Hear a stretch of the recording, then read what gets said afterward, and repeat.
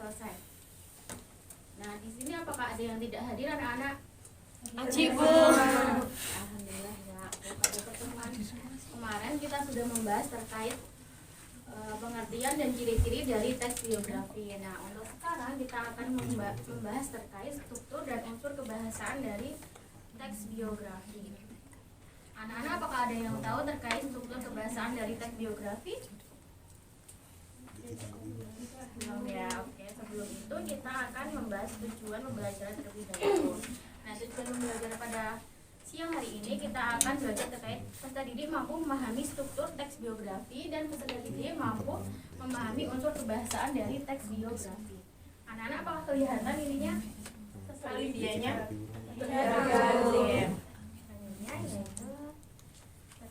Nah, Ibu di sini akan sedikit mengulas terkait pengertian dari teks biografi. Nah, pengertian dari teks biografi sendiri adalah suatu tulisan yang berisi tentang kisah kehidupan seseorang yang ditulis oleh orang lain. Nah, biasanya dalam teks biografi ini memaparkan riwayat kehidupan seseorang berdasarkan fakta, data, dan peristiwa atau kejadian yang pernah dialami.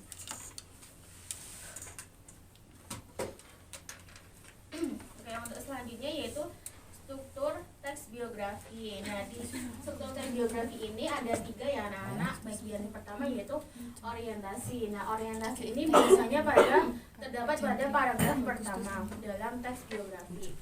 Nah, biasanya teks orientasi ini berisi mengenai pengenalan tokoh, gambaran awal identitas tokoh, dan latar belakang tokoh.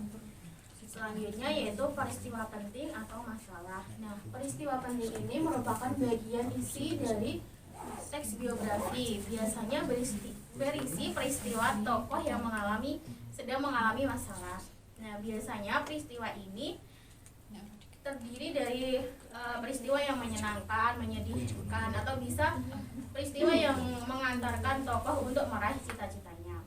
Untuk selanjutnya yaitu reorientasi. Reorientasi ini adalah bagian penutup atau simpulan, berisi pandangan penulis secara pribadi terhadap tokoh.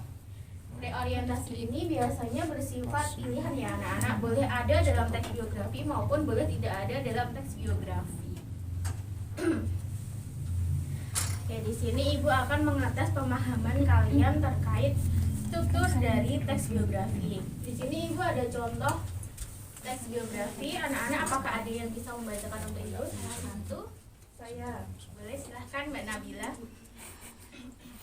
Biografi R.A. Kartini. Raden Ajeng Kartini lahir pada 21 April 1879 di Jepara, Jawa Tengah.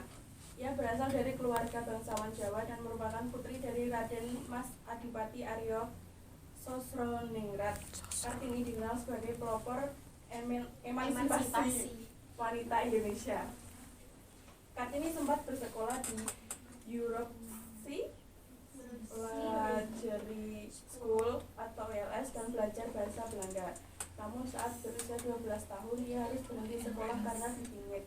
Meski begitu, ia tetap belajar secara mandiri dan rajin menulis surat pada teman-temannya di Eropa. Kartini memperjuangkan hak pendidikan bagi perempuan dan mendirikan sekolah untuk perempuan pribumi. Ia wafat pada 17 September 1904 setelah melahirkan anak pertamanya. R.A. Kartini dikenal sebagai tokoh penting dalam perjuangan hak perempuan di Indonesia. Gagasan dan semangatnya harus menginspirasi generasi muda. Hari kelahirannya diperingati setiap tahun sebagai Hari Kartini. Oke, terima kasih Mbak Nabila sudah membacakan teks biografi R.A. Kartini. Nah, di sini Ibu punya pertanyaan nih. Manakah yang termasuk orientasi, peristiwa penting, atau masalah, dan reorientasi? Sekarang kita membahas orientasi terlebih dahulu. Orientasi ini berada di paragraf pertama, kedua, atau ketiga? Ada yang tahu? Oke, pertama benar sekali. Oke, yang peristiwa penting atau masalah berada pada paragraf berapa? Dua. Oke, untuk yang reorientasi berada pada paragraf ketiga. Oke, berarti anak-anak sudah paham nih terkait struktur kebahasaan dari teks biografi. Oke, benar ya anak-anak. Pembenarannya. Oke, selanjutnya untuk materi selanjutnya yaitu terkait unsur kebahasaan dari teks biografi. Yang pertama yaitu kata sifat atau adjektiva. Anak-anak, apakah ada yang bisa membacakan dari Ibu? Angkat tangan, boleh, silahkan. Kata sifat umumnya berupa kata yang menjelaskan atau membuat kata benda atau kata ganti orang lebih spesifik. Contohnya, Ki Hajar Dewantara dikenal sebagai penulis andal. Yang kedua, tulisan-tulisannya sangat komunikatif, tajam, dan patriotik. Ya, terima kasih. Selanjutnya yaitu kata ganti pronomen. Nah, kata ganti ini dipakai untuk mengacu pada kata benda, nominal lain. Kata ganti ini biasanya terletak pada subjek ataupun objek. Nah, kata ganti ini ada 3 macam, yaitu kata ganti orang pertama tunggal dan jamak, kata ganti orang kedua tunggal dan jamak, dan kata ganti orang ketiga tunggal. Yang selanjutnya yaitu kata penanda waktu. Terdiri atas kata hubung, konjungsi, kata depan, preposisi, dan kata benda yang berkenaan dengan urutan waktu atau bersifat kronologis. Contohnya yaitu pada akhirnya mereka diizinkan ke negeri Belanda. Nah, pada kata akhirnya ini yang termasuk dalam kata penanda waktu. Selanjutnya kata kerja material. Kata ini menunjukkan aktivitas yang sedang dilakukan subjek atau adanya tindakan fisik atau mental. Contohnya pada kata membentuk, bekerja, dan lain sebagainya. Selanjutnya yaitu pada kata kerja pasif. Kata kerja yang subjeknya dikenal suatu pekerjaan, biasanya memiliki imbuhan di atau ter. Nah, contohnya yaitu pada dibesarkan dan terlihat. Selanjutnya yaitu kata kerja aktivitas mental. Kata kerja ini mengutarakan suatu respon terhadap sebuah sikap, kondisi, atau pengalaman tertentu. Contohnya pada kata mencurahkan dan menghendaki. Oke, pada selanjutnya yaitu kita akan diskusi terlebih dahulu, tapi kita mau melakukan ice breaking terlebih dahulu karena anak-anak ini terlihat sangat ngantuk ya. Iya. Oke, Ibu minta kalian untuk berdiri. Sebentar ya, Ibu pelajaran.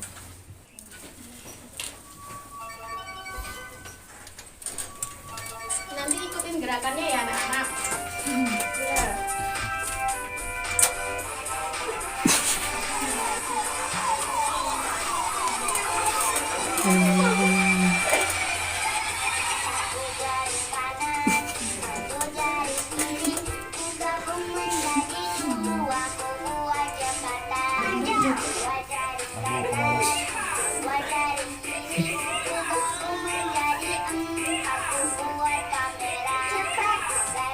Ya, sambil nyanyi boleh. Iya.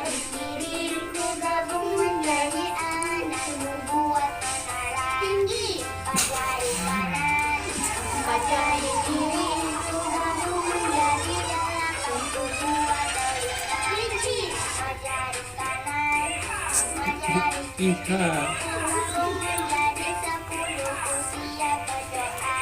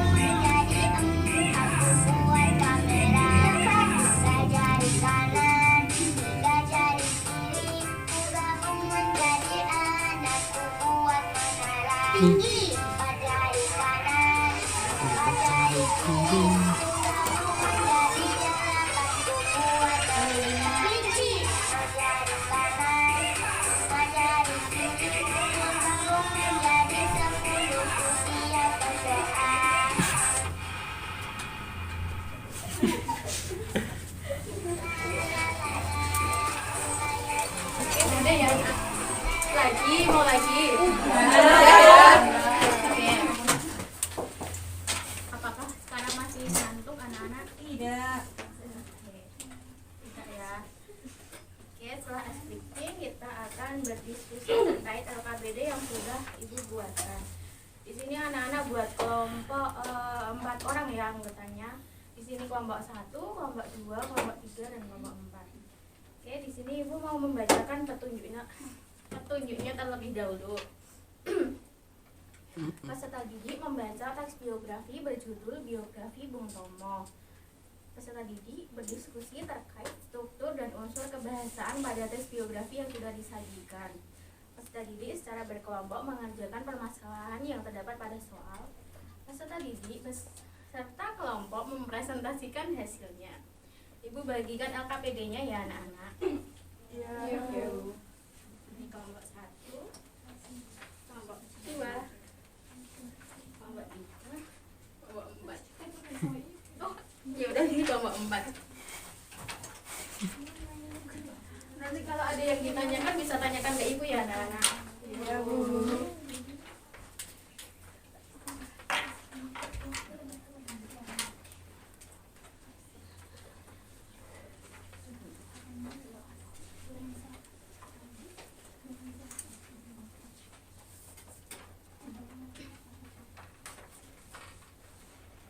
Apakah ada yang ingin ditanyakan anak-anak? Belum, Bu. Ibu beri waktu 20 menit, apakah cukup? Cukup. Oke, dimulai dari sekarang ya.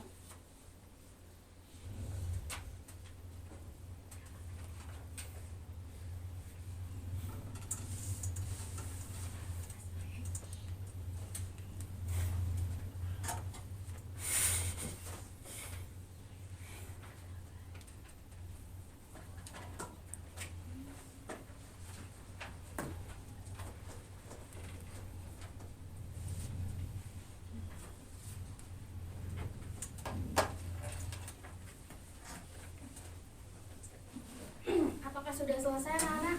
Sudah. Oke, Ibu minta perwakilan kelompok 1 dan kelompok 2 untuk mempresentasikan hasil diskusi kalian ya. Silakan maju.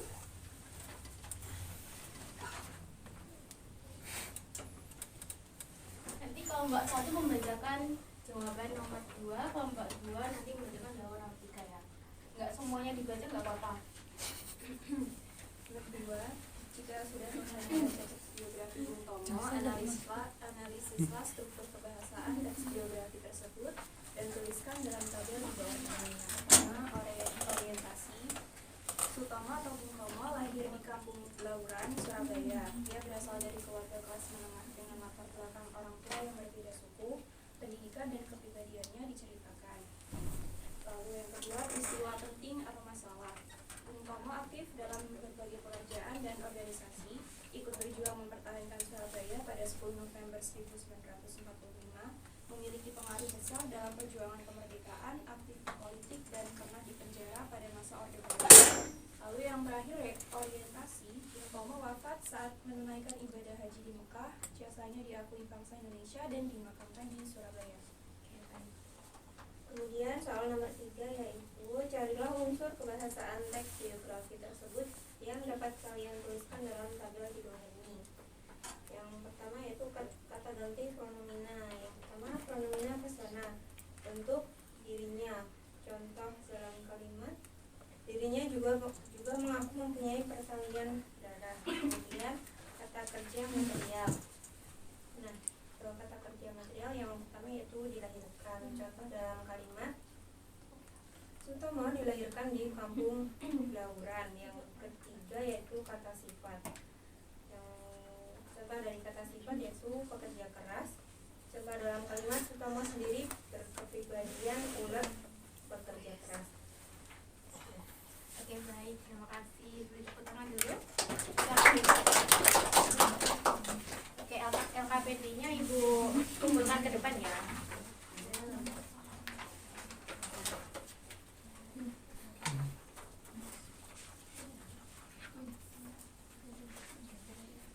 Ya, apakah ada pertanyaan anak-anak? Kalau tidak, kita akan materinya sudah selesai dan kalian sudah mengajarkan LKPD. Di sini Ibu akan membacakan kesimpulan dari pembelajaran pada hari ini, yaitu teks biografi menceritakan kehidupan tokoh nyata dengan struktur orientasi, peristiwa penting, dan retoris serta menggunakan unsur kebahasaan seperti kata kerja, kata ganti, dan kata sifat. Oke.